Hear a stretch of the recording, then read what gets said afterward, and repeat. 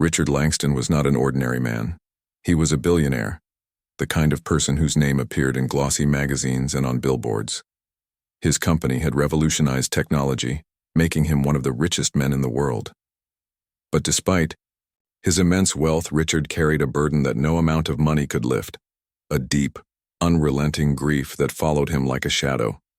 Every year, on the same day, Richard would step away from his empire. He would leave behind the boardroom meetings, the endless phone calls, and the sleek offices filled with people who both admired and feared him.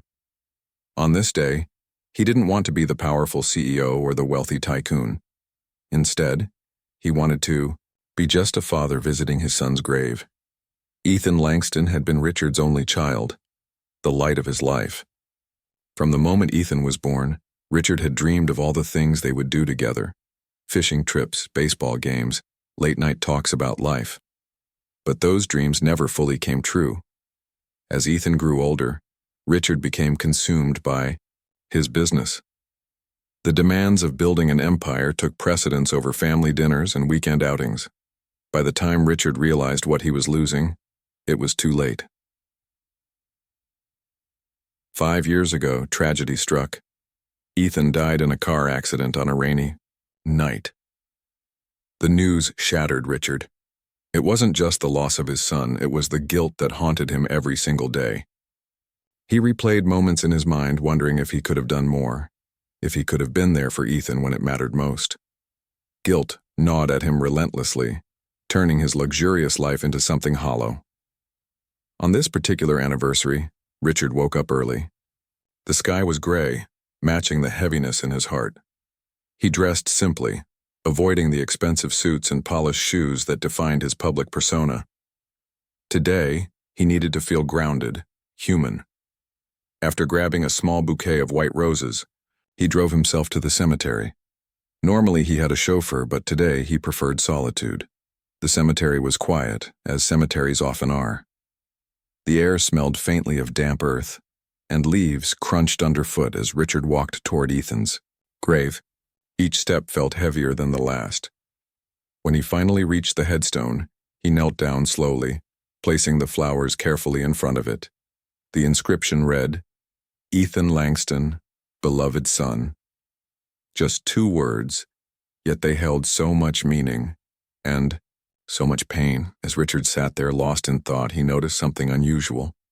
A young girl was sitting near the grave, her knees pulled close to her chest. She looked to be around 10 or 11, though her thin frame made her seem younger. Her clothes were worn and patched, her sneakers scuffed beyond repair. Her hair was messy, and dirt smudged her cheeks. But there was something striking about her eyes. They were sharp, observant, almost wise beyond her years. At first, Richard assumed she must be visiting someone else buried nearby. Cemeteries were full of stories, after all. But as he watched her, he realized she wasn't looking at any other graves. She was staring intently at Ethan's headstone, as if reading the inscription over and over again. This puzzled Richard. Why would a stranger care about his son's grave? Curiosity got the better of him. Clearing his throat softly, he stood up and approached her. "Excuse me," he said gently, careful not to startle her. "What are you doing here?" The girl looked up, startled for a moment. But then, her expression softened. She studied him with those piercing eyes before answering. "I come here sometimes," she said simply. "It's peaceful." Richard frowned slightly. Peaceful? This place was anything but peaceful for him. Every visit tore open old wounds, reminding him of everything he'd lost. Still, he pressed on. "Do you know who this is?" he asked. Gesturing toward the headstone, she nodded. "Ethan," she replied without hesitation. "Your son." This caught Richard off guard. How did she know Ethan? Had she met him somehow? Before he could ask, she continued. "He was nice, kind. He used to talk to me sometimes." Now Richard was truly intrigued. He crouched down beside her, trying to keep his tone calm despite the storm of questions swirling in his mind. "Talk to you? When?" When I lived nearby, she explained, before I left. Her voice trailed off, but Richard understood what she meant. This girl wasn't just visiting the cemetery because it was peaceful. She was homeless, or at least she had been at some point. And somehow, Ethan had crossed paths with her. "What's your name?" Richard asked softly. "Sophie," she said, meeting his gaze steadily. There was no fear in her eyes, only a quiet confidence that seemed out of place given her circumstances. For a while, neither of them spoke. Sophie returned her attention to the headstone, tracing the letters with her fingers. Richard watched her, feeling a strange mix of emotions. Sadness for the life Ethan had touched even in small ways. Curiosity about this girl who claimed to know his son. And maybe, just maybe, a flicker of hope. For what? He wasn't sure yet. Finally, Sophie broke the silence. "He liked jazz, music," she said suddenly, almost as if testing him. "Old records.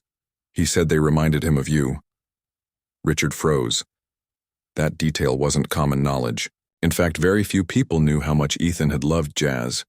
It was something they had bonded over during rare weekends when Richard wasn't working. Hearing Sophie mention it sent a jolt through him. Who was this girl, and how did she know such intimate details about his son? "Tell me more," Richard urged, leaning closer. His voice was barely above a whisper, but Sophie heard him clearly.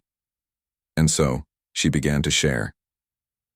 With each word, Richard found himself drawn deeper into her story and into memories of Ethan that he thought he'd lost forever. Sophie's voice carried a quiet confidence as she began to speak. Richard listened intently, his mind racing with questions but his heart strangely calm. There was something about the way Sophie talked, her tone steady, her words deliberate, that made him feel like he was hearing a piece of Ethan he hadn't known existed. "He used to bring me snacks," Sophie said, her eyes still fixed on the headstone as if Ethan were sitting there beside them. "Not just any snacks, though. He always brought peanut butter crackers, said they were his favorite when he was little." Richard's chest tightened. Peanut butter crackers had indeed been one of Ethan's childhood favorites. Back then, Richard would pack them in Ethan's lunchbox every day, knowing how much his son loved them. But as Ethan grew older, those small rituals faded into the ice background, replaced by busier schedules and missed opportunities. Hearing Sophie mention them now felt like a punch to the gut, a reminder of the simple joys he had let slip away. "And books," Sophie added, her lips curling into the faintest smile. "He gave me books too. Once he brought me this big, thick one about space. I didn't think I'd like it at first, it looked kind of scary, but Ethan said reading was like traveling without leaving your seat. So I tried it and, well, I liked it." Richard nodded slowly, memories flooding back. Ethan had always been fascinated by space. As a kid, he would spend hours staring at the stars through a cheap telescope Richard had bought him. When Ethan turned 12, Richard upgraded it to a better model, hoping to reignite their connection. But by then, work had already pulled him away, leaving Ethan to explore the cosmos alone. "He told me stories too," Sophie continued, her voice softening. "About you." This caught Richard off guard. "About me?" he asked, his brow furrowing. Sophie nodded. "Yeah. He said you worked really hard because you wanted to give him the best life possible, that you weren't around much, but it wasn't because you didn't care, you just got caught up in stuff." Richard swallowed hard, his throat suddenly dry. Those words hit him like a hammer. They were exactly what he had hoped Ethan understood. But hearing them spoken aloud by someone else made them feel real in a way they never had before. For years, Richard had convinced himself that Ethan resented him for being absent. But according to Sophie, that wasn't true. Ethan had seen his father's efforts, even if Richard hadn't been able to see them himself. "He also said you taught him how to play chess," Sophie said, tilting her head slightly. "But he never got to teach me." The mention of chess struck another chord. Chess had been one of the few things Richard and Ethan had bonded over during those fleeting moments when Richard wasn't buried in work.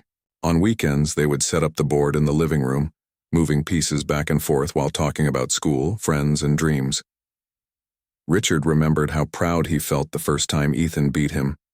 It was a victory Richard had cherished, but, now hearing Sophie talk about it, he realized how much more it could have meant if he had kept playing with Ethan instead of letting life get in the way. As Sophie shared these details, Richard found himself piecing together fragments of Ethan's life that he had missed. Each story painted a picture of a boy who was kind, thoughtful, and resilient, a boy who reached out to others even when he was hurting himself. And yet, beneath Sophie's words, there was an undertone of sadness. Her tone shifted slightly whenever she mentioned the accident, as if she were holding something back. What happened after? Richard hesitated, unsure how to phrase the question. After the crash? Sophie's expression darkened. She hugged her knees tighter, her gaze dropping to the ground. For a moment, Richard thought she might not answer. Then, in a voice barely above a whisper, she spoke. "I don't know," she admitted. "One day, he was there bringing me crackers and books and telling me about space. The next day he wasn't. People said he was gone, but I didn't believe them at first. I kept waiting for him to show up again, you know? But he never did." Her words hung in the air, heavy with loss. Richard felt a lump rise in his throat. He wanted to reach out to comfort her, but he didn't know how. Instead, he stayed silent, letting her continue. "After that, everything fell apart," Sophie said, her voice trembling slightly. "I ran away from my foster home. I couldn't stay there anymore. Being on the streets was hard, but at least I could come here sometimes, to his grave. It's the only place where I feel like he's still close." Richard's heart ached for her. He couldn't imagine what it must have been like for Sophie to lose someone she cared about so deeply, and then to face the world alone. Yet despite everything, she had held on to Ethan's memory. She had kept his kindness alive in her own way. "You're brave," Richard said finally, his voice thick with emotion. "Ethan would have been proud of you." Sophie looked at him, startled. For the first time since they met, her tough exterior cracked, revealing a vulnerability that took Richard's breath away. Tears welled up in her eyes, but she blinked them back quickly, refusing to let them fall. "I miss him," she whispered. "I do too," Richard replied, his own voice breaking. "More than you can imagine." They sat there together for a while, neither of them speaking. The silence between them was heavy, but it wasn't uncomfortable. In that moment, they were united by their shared grief, and by the memory of a boy who had touched both their lives in ways neither of them fully understood. Eventually, Richard cleared his throat. "Sophie," he began, choosing his words carefully, "would you like to come home with me? Just for tonight, you can eat a proper meal, take a shower, rest." Sophie stiffened, her guard going up instantly. "Why?" she asked, suspicion creeping into her voice. "What do you want from me?" "Nothing," Richard assured her quickly. I think Ethan would have wanted me to help you. If he were here, he wouldn't let you stay out here alone." For a long moment, Sophie studied him, weighing his words. Then slowly she nodded. "Okay," she said softly. "Just for tonight." Relief washed over Richard, though he knew this was only the beginning. Helping Sophie wouldn't erase the pain of losing Ethan, but it might give him a chance to honor his son's memory in a way that mattered. As they stood up and walked toward his car, Richard couldn't shake the feeling that fate had brought Sophie to him for a reason. And maybe, just maybe, she was exactly what he needed to start healing. The drive back to Richard's mansion was quieter than either of them expected. Sophie sat in the passenger seat, her small frame dwarfed by the luxurious leather interior of Richard's car. She stared out the window, watching the world blur, past trees, buildings, and people all fading into streaks of color. Her fingers nervously twisted the hem of her worn jacket, a habit she'd developed over years of uncertainty. For his part, Richard kept stealing glances at her, unsure of what to say. He had invited her into his home, but now that she was here, he felt unprepared. "What did you say to a child who had been through so much? How did you bridge the gap between their pain and your privilege?" When they arrived at the mansion, Sophie's eyes widened in awe. The sprawling estate loomed before them, its grand architecture and manicured gardens looking like something out of a movie. To Richard, it was simply home, a place he rarely thought about beyond its functionality. But to Sophie, it was a world unlike anything she'd ever seen. "This is where you live?" she asked, her voice tinged with disbelief. Richard chuckled softly, though there was no arrogance in his tone. "Yes, this is it," he replied, opening the car door for her. "Come, on inside. You must be hungry." Sophie hesitated for a moment, then stepped out of the car. As they walked toward the entrance, she couldn't help but notice the polished marble floors, the towering chandeliers, and the artwork lining the walls. It was beautiful, yes, but also intimidating. She felt out of place, like an intruder in someone else's fairy tale. Inside, Richard led her to the dining room where a long table gleamed under soft lighting. He pulled out a chair for her and gestured for her to sit. Sophie obeyed, clutching the edge of the table as if afraid it might disappear. A housekeeper appeared moments later, asking what they'd like to eat. Richard turned to Sophie, giving her the freedom to choose. "What do you want?" he asked gently. "Anything you can think of." Sophie frowned, overwhelmed by the question. In her experience, food wasn't something you chose. It was something you scavenged or begged for. After a pause, she murmured, "Mac and cheese." Richard smiled, nodding at the housekeeper. "Make that happen," he said. Then, turning back to Sophie, he added, "And maybe some fruit salad or cookies for dessert?" Sophie nodded shyly, her stomach growling at the mere thought of such abundance. While they waited for the meal to be prepared, Richard tried to make conversation. He asked about her life before Ethan, about the foster homes she mentioned, and about how she managed to survive on her own. Sophie answered cautiously at first, revealing only fragments of her story. But as the evening wore on, she began to open up, trusting Richard little by little. She told him about the foster families who treated her like a burden, moving her from one home to another without care. She spoke of nights spent huddled in alleyways, trying to stay warm and safe. And she confessed how Ethan's kindness had been a lifeline during those dark times, a reminder that not everyone in the world was cruel. "He didn't have to help me," Sophie said, her voice trembling slightly, "but he did. Every time I saw him, he made me feel like I mattered, like I wasn't invisible." Hearing this broke Richard's heart all over again. Ethan had always been compassionate, even as a child. He used to share his toys with neighborhood kids and stand up for classmates who were bullied. Richard had admired that quality in his son, but he hadn't realized how far Ethan's generosity extended. Now, sitting across from Sophie, he saw the impact his son had made on someone else's life, and it filled him with pride, guilt, and determination all at once. After dinner, Richard showed Sophie to a guest room. It was spacious and elegant, with plush bedding and a view of the garden. Sophie stood in the doorway, staring at the room as if it belonged to another dimension. "You can take a bath if you'd like," Richard offered, pointing to the adjoining bathroom. "There are clean towels and clothes in the closet. They might be a bit big, but they'll do for tonight." Sophie nodded silently, still processing everything. When Richard left her alone, she wandered into the bathroom, marveling at the marble countertops and the bathtub large enough to swim in. Turning on the faucet, she watched the water fill the tub, steam rising in gentle waves. For the first time in years, she allowed herself to relax, sinking into the warmth and letting the stress melt away.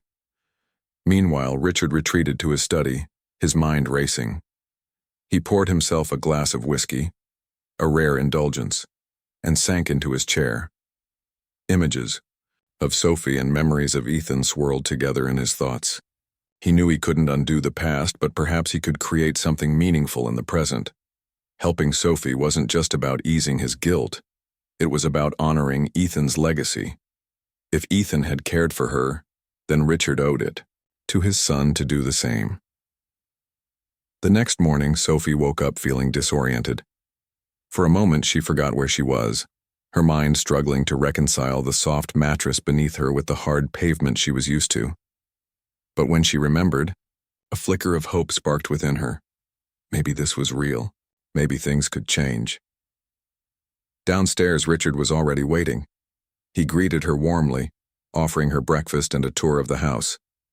As they walked through the halls, Sophie noticed photographs displayed on the walls, family portraits, candid shots of Ethan as a child, and pictures of Richard shaking hands with important-looking people. One photo in particular caught her attention. It showed Ethan holding a chessboard, a triumphant smile on his face. "That was the day he beat me for the first time," Richard explained, smiling fondly. He was so proud of himself. Sophie grinned, imagining the scene. "He told me he wanted to teach me how to play," she said wistfully. "Guess we'll never get to do that." Richard paused, considering her words. Then his expression brightened. "Why not?" he asked. "I could teach you instead." Sophie blinked in surprise. "You'd do that?" "Of course," Richard replied. "Ethan loved chess. I think he'd like knowing you're learning it." For the rest of the day, Richard set up the chessboard in the living room and began teaching Sophie the basics. At first, she struggled to grasp the rules, but Richard was patient, explaining each move with clarity and encouragement. By the end of the lesson, Sophie had managed to capture one of his pawns, earning a cheer from Richard that made her beam with pride. As the hours passed, Sophie found herself growing more comfortable in the mansion. It wasn't just the luxury or the comfort. It was the sense of belonging she hadn't felt in years. Richard wasn't treating her like a charity case or a project. He was treating her like family. And for the first time since Ethan's death, Sophie felt like she had a place in the world. That night, as Sophie lay in bed, she thought about everything that had happened. She thought about Ethan, whose memory still lingered in every corner of her heart. And she thought about Richard, who had opened his home, and perhaps his heart, to her. For the first time in a long time, she fell asleep with a smile on her face. Little did she know, this was only the beginning of a journey that would change both their lives forever.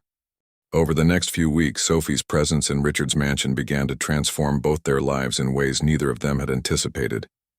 At first, Sophie was hesitant, always on edge, as if waiting for the other shoe to drop. She'd spent so many years fending for herself that trusting someone, especially someone like Richard, felt almost impossible. But Richard was patient.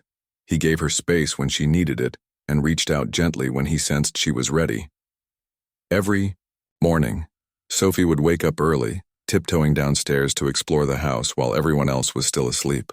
The mansion, once a symbol of wealth and distance, started to feel less like a museum and more like a home. Richard noticed this shift too. His sprawling estate, which had often felt cold and empty, now buzzed with life thanks to Sophie's quiet energy. One day, as Sophie wandered into the kitchen, she found Richard making coffee. He glanced up and smiled. "Good morning," he said warmly. "Hungry?" Sophie nodded shyly. "Yeah, I guess." Richard chuckled. "You don't have to guess. You're always hungry these days. It's good to see." He gestured toward the counter where fresh fruit, yogurt, and cereal were laid out. "Help yourself." As Sophie fixed herself a bowl of cereal, Richard leaned against the counter, watching her thoughtfully. "I've been thinking," he began, choosing his words carefully, "about your future, about what comes next." Sophie froze, spoon halfway to her mouth. Her defenses went up instantly. "What do you mean?" she asked, her voice guarded. Richard sighed, realizing how loaded his question must have sounded. I want to make sure you're okay," he said. "Not just here in this house, but in the long run. You deserve stability, Sophie, a chance to build a life for yourself." Sophie frowned, setting her spoon down. "I'm fine," she muttered, though her tone suggested otherwise. "I don't need anyone taking care of me." Richard understood her reluctance. After years of being shuffled between foster homes and living on the streets, Sophie had developed a fierce independence. Asking for help, or accepting it, wasn't easy for her. But Richard also knew that independence wasn't enough. Everyone needed support, especially someone as young as Sophie. "I'm not trying to take away your independence," Richard assured her. I just want to give you options, opportunities, things Ethan would have wanted for you. At the mention of Ethan, Sophie's expression softened slightly. She looked down at her cereal, her fingers tracing the rim of the bowl. He was the only one who ever cared, she whispered. Everyone else either ignored me or treated me like a problem. And that's why I want to help you, Richard said firmly. Because no one should feel invisible. Not you. Not anyone. For a long moment, Sophie didn't respond. Then, slowly, she nodded. Okay, she said softly. But what does that even look like? What are my options? Richard smiled, relieved that she was willing to listen. Well, he began, pulling out a chair and sitting across from her. First, we can enroll you in school. Proper schooling, not just whatever scraps you got before. You're smart, Sophie. I can tell. With the right education, you could do anything. Sophie blinked, startled by the idea. School was something she hadn't thought about in years. The last time she'd been in a classroom, she'd been teased relentlessly for being the foster kid. Eventually, she stopped going altogether, preferring the isolation of the streets to the cruelty of her peers. But hearing Richard talk about it now made her reconsider. Maybe school could be different this time. And second, Richard continued, you can stay here, as long as you want. This is your home now, if you'll have it. The sincerity in his voice caught Sophie off guard. She stared at him, searching for any hint of insincerity or ulterior motive. But all she saw was kindness, the same kindness Ethan had shown her. It was overwhelming, but in a good way. Why are you doing this? She asked finally, her voice barely above a whisper. You don't owe me anything. Richard hesitated, his gaze dropping to the floor. When he spoke, his voice was heavy with emotion. Because I failed Ethan, he admitted. I wasn't there for him when he needed me, but through you I feel like I can make up for some of that. Helping you isn't just about you. It's about honoring him. And maybe healing myself. Tears welled up in Sophie's eyes, but she quickly wiped them away. For so long she'd carried the weight of her loneliness alone. Now here was Richard, a man she barely knew, offering her a lifeline. It was scary, yes, but also hopeful. Over the following weeks, Sophie settled into a routine. She enrolled in a nearby school, where Richard ensured she had everything she needed. New uniforms, textbooks, and even tutoring to catch up on the lessons she'd missed. To her surprise, the teachers were kind, and the students weren't as cruel as she'd feared. Slowly, she began to find her place. At home, Sophie and Richard continued their chess lessons. Each session became a bonding experience, a way for them to connect without needing words. Through the game, they learned about each other's strengths, weaknesses, and strategies. Sophie discovered that Richard wasn't just a billionaire businessman. He was a man with fears, regrets, and dreams. And Richard realized that Sophie wasn't just a homeless girl. She was resilient, intelligent, and full of potential. But perhaps the most profound moment came one evening when Sophie stumbled upon an old box in the attic. Curious, she opened it to find stacks of letters tied with ribbon. Intrigued, she skimmed through them and realized they were written by Ethan to Richard. Some were dated years ago, others closer to the time of his death. None of them had been sent. What are these? Sophie asked later that night, showing the letters to Richard. Richard's face paled as he recognized the handwriting. He took the box from her hands, his fingers trembling slightly. These are letters Ethan wrote to me, he said hoarsely. He never mailed them. Sophie watched as Richard untied the ribbon and unfolded one of the letters. His eyes scanned, the page growing misty with tears. He talks about you, Richard murmured, his voice breaking. About how much he admired me despite everything. How he wished we could spend more time together. Sophie's heart ached for him. She reached out and placed a hand on his arm. He loved you, she said simply. Even when things were hard, he loved you. Richard nodded, wiping his tears. And I let him down, he whispered. But maybe I can still fix things. With you. From that day forward, Richard committed himself fully to Sophie's well-being. He hired tutors to help her excel academically, encouraged her hobbies, she discovered a love for painting, and even introduced her to therapy to process her past traumas. In return, Sophie brought light back into his life. Her laughter echoed through the halls, her curiosity reignited his own passion for learning, and her resilience reminded him of the strength humans possess in the face of adversity.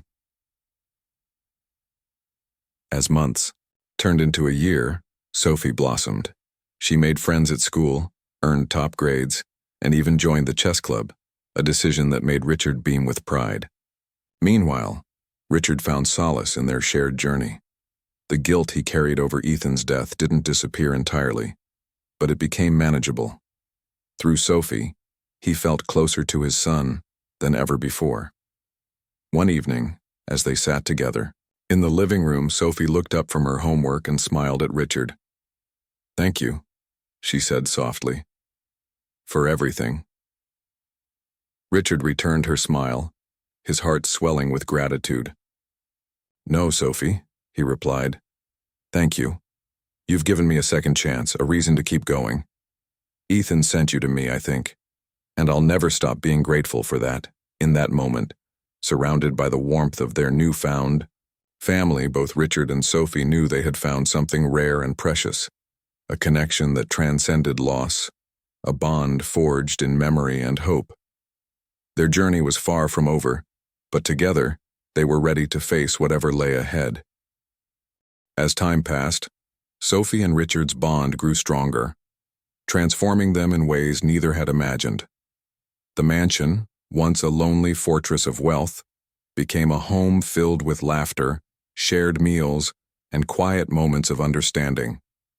Yet, despite the progress they'd made, shadows of the past still lingered, particularly for Richard. While Sophie thrived under his care, he couldn't shake the weight of his guilt over Ethan's death. He often found himself staring at old photographs or sitting silently in Ethan's room, which remained untouched since the day of the accident. One rainy afternoon, while Sophie was at school, Richard decided to clean out Ethan's closet. It wasn't something he'd been ready to do before, but lately, he felt an urge to confront the memories rather than avoid them. As he sorted through boxes of clothes, books, and childhood treasures, he stumbled upon a small wooden chest tucked away in the corner. Curious, he opened it and discovered a collection of journals, Ethan's private thoughts written in his own hand. Richard hesitated. Reading someone's personal writings felt like an invasion of privacy, even if that person was his son. But something about the worn covers and faded ink called to him. Carefully, he picked up the first journal and began flipping through its pages. What he found inside left him breathless. The entries revealed a side of Ethan that Richard hadn't fully understood during his lifetime. There were passages about dreams Ethan had been too shy to share aloud, aspirations to become an astronomer, sketches of constellations he hoped to study one day, and notes about how much he admired his father's drive and determination. But there were also raw, honest reflections on their strained relationship. Ethan wrote about feeling distant from Richard, wishing they could spend more time together without work always coming first. Some entries expressed frustration, while others radiated love and forgiveness. By the time Sophie returned home from school, Richard was sitting on Ethan's bed, clutching the journals tightly. His eyes were red, and tears streamed down his face. Sophie noticed immediately and rushed to his side. "What's wrong?" she asked, concern etched across her face. Richard looked up, trying to compose himself. "I found these," he said, holding up the journals. "They're Ethan's. He wrote so many things I never knew." Sophie sat beside him, placing a comforting hand on his shoulder.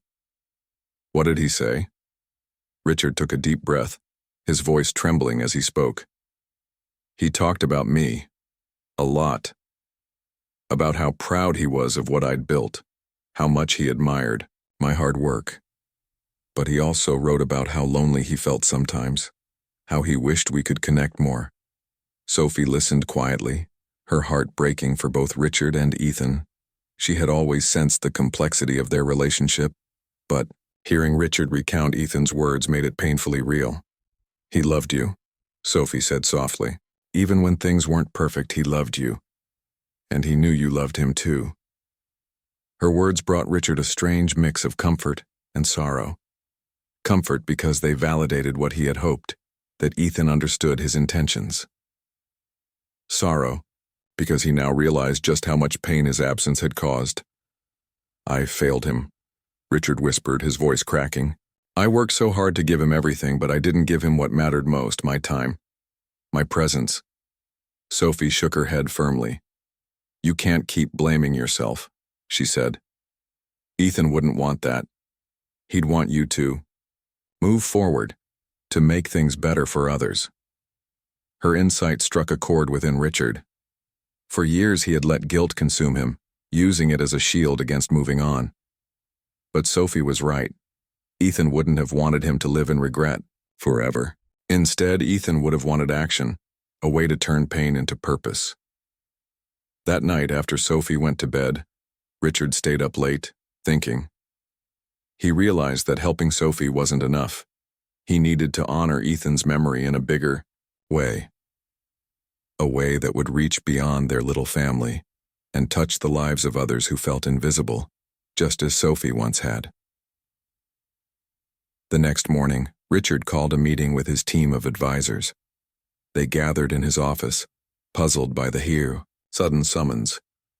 When Richard explained his idea, they were skeptical at first. "I want to start a foundation," he announced. "A foundation dedicated to helping homeless children and teenagers. We'll provide shelter, education, counseling, everything they need to rebuild their lives." His advisors exchanged wary glances. Foundations were common among billionaires. But this proposal seemed unusually personal. One of them cleared his throat. "Mr. Langston, I understand your intentions, but such an endeavor requires significant resources and commitment. Are you sure this is the best use of your time?" Richard's response was firm.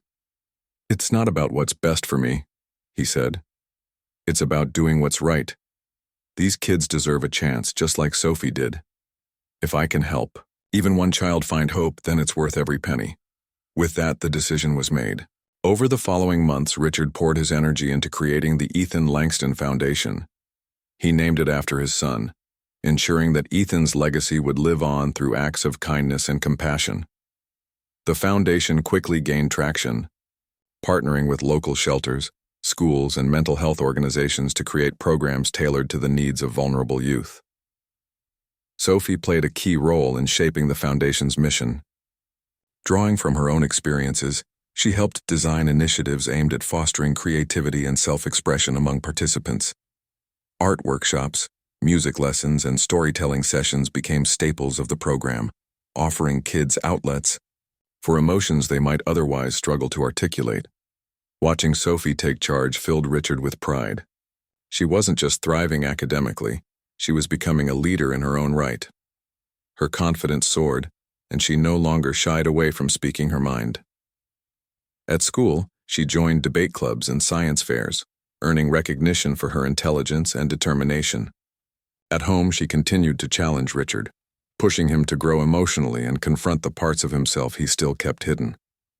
Despite their progress, challenges remained. Sophie occasionally struggled with nightmares, reliving the hardships of her past. On those nights, Richard would sit by her bedside, reading stories or playing soft music until she fell back asleep. Other times, he wrestled with doubts about whether he was truly making a difference.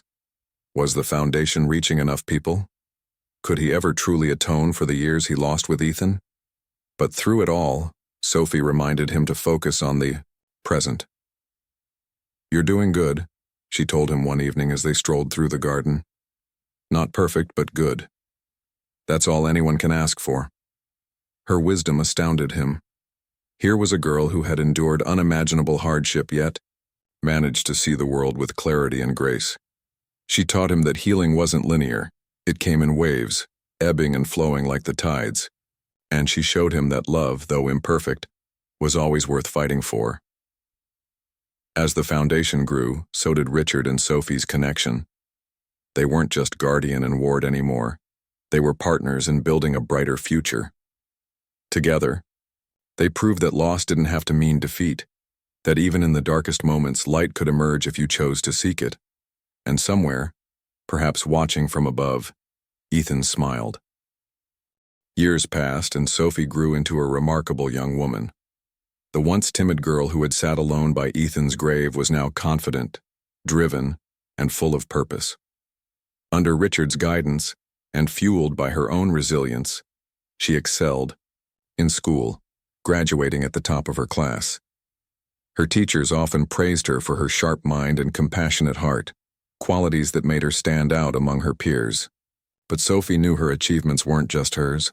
They belonged to Richard too, whose unwavering support had given her wings to soar.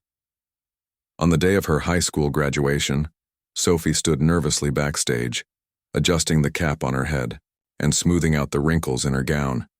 She glanced around at the other graduates, their faces glowing with excitement and pride. For so long, she had dreamed of this moment, but now that it was here, she felt overwhelmed, not just by the milestone itself, but by everything it represented. This wasn't just her success. It was proof that second chances were possible. Proof that kindness could change lives. As she stepped onto the stage to receive her diploma, the crowd erupted into applause.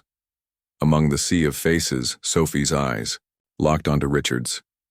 He was sitting in the front row, his suit immaculate as always, but his expression was softer than usual. There were tears in his eyes, unshed but unmistakable. Sophie smiled at him, mouthing two simple words: "Thank you." When it came time for her valedictorian speech, Sophie took a deep breath and walked to the podium. The auditorium fell silent as she began to speak, her voice steady despite the whirlwind of emotions inside her. "Life doesn't always give us what we deserve," she started. "Sometimes it takes away people we love, leaving us lost and broken. Sometimes it pushes us to places we never thought we'd end up. But even in those moments, when everything feels hopeless, there's still a chance for redemption, a chance to start over." She paused, glancing briefly at Richard before continuing. "I wouldn't be standing here today if it weren't for someone who believed in me when I didn't believe in myself. Someone who saw potential in a scared, homeless girl and gave her not just shelter but a home. That person is Richard Langston." The audience turned to look at Richard, who shifted uncomfortably in his seat. Public acknowledgement wasn't something he sought, but seeing Sophie acknowledge him filled him with a quiet sense of fulfillment. "He taught me that no matter how far you fall, you can rise again," Sophie continued. "He showed me that love isn't about perfection. It's about showing up even when it's hard. And through him, I learned that the best way to honor the people we've lost is by helping others." Her voice wavered slightly as she added, "Ethan Langston may not have lived long enough to see all the good he did in this world, but his memory lives on, in the foundation that bears his name, in the lives it has touched, and in the bond between me and the man who raised me after he was gone." By the time Sophie finished speaking, there wasn't a dry eye in the room. People clapped and cheered, moved by her words and the journey they reflected. As she stepped down from the podium, Richard met her halfway, pulling her into a tight embrace. Neither of them said anything. They didn't need to. Their shared glance said it all. In the years that followed, Sophie continued to make waves. With Richard's encouragement, she pursued a degree in social work, determined to dedicate her life to helping others. Together, they expanded the Ethan Langston Foundation, turning it into a beacon of hope for countless children and teenagers struggling with homelessness and adversity. The foundation opened community centers, provided scholarships, and offered mentorship programs designed to empower young people to dream bigger than their circumstances. But Sophie's impact extended beyond the foundation. She became an advocate for foster care reform, sharing her story at conferences and rallies to raise awareness about the challenges faced by kids in the system. Her speeches were powerful, raw, and deeply personal, resonating with audiences across the country. Journalists dubbed her the girl who rose from ashes, though Sophie preferred to think of herself simply as someone lucky enough to have been given a second chance. For Richard, watching Sophie thrive brought a sense of peace he hadn't known in decades. The guilt over Ethan's death would always linger, but it no longer consumed him. Through Sophie, he had found a way to channel his pain into purpose.